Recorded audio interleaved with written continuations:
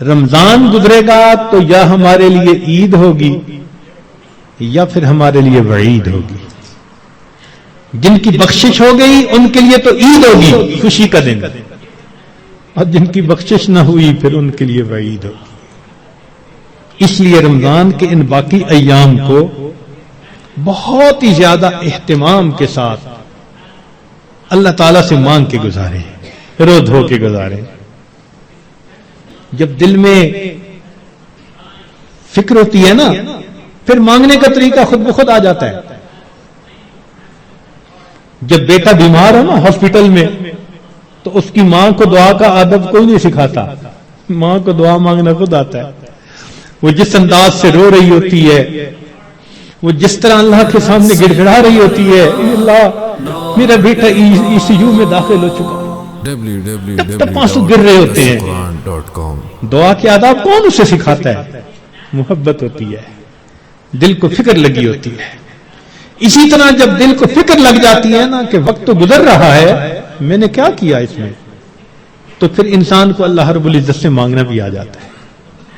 کہتے ہیں کہ ایک اعرابی تھا تو رمضان مبارک میں عجیب اس نے دعا مانگی.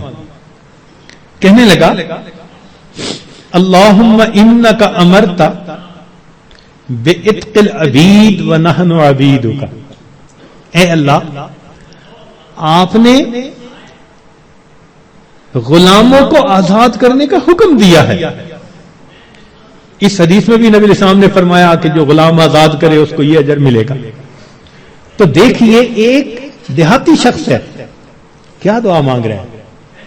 اللہم انک امرت بعتق العبید ونحن عبیدک فاعتقنا من النار فی شہر رمضان. اے اللہ، اس رمضان کے مہینے میں جہنم کی آگ سے ہمیں آزاد فرما دیجیے. اللہ اکبر کبیرہ. اور واقعی بات ایسی ہے. اس لیے کسی نے کیا عجیب بات کہی، ان الملوک اذا شابت عبیدہم.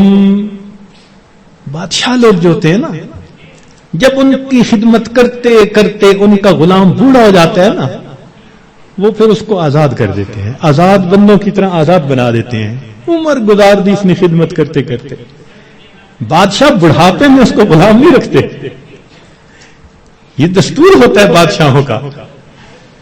ان الملوک اذا شابت عبیدہم فی رقہم اعتقوہم اتق احراری.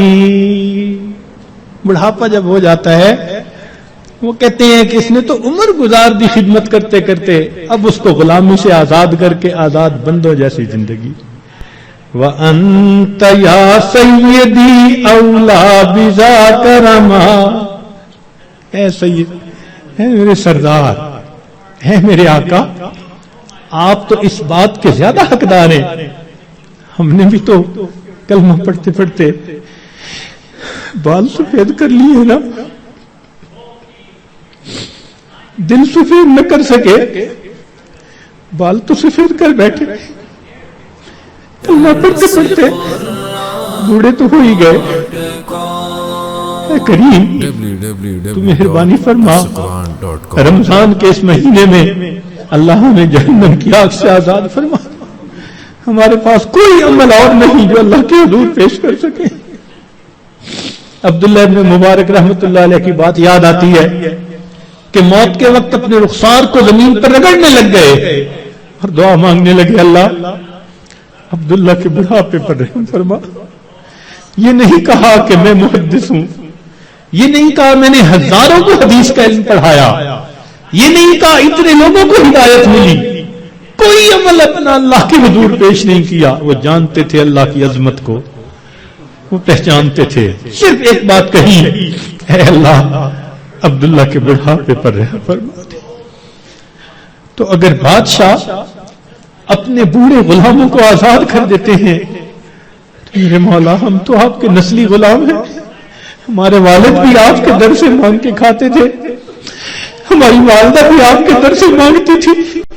اللہم انی عبدک وابن عبدک وابن امتک. کیا معنی ہے اس کا؟ یہی تو ہے، میرا باپ بھی مانگتا تھا آپ کے در کا، میری ماں بھی منگتی تھی، میں بھی منگتا ہوں۔ اللہ مہربانی کر دیجیے، اپنے در سے خالی نہ اٹھائیے۔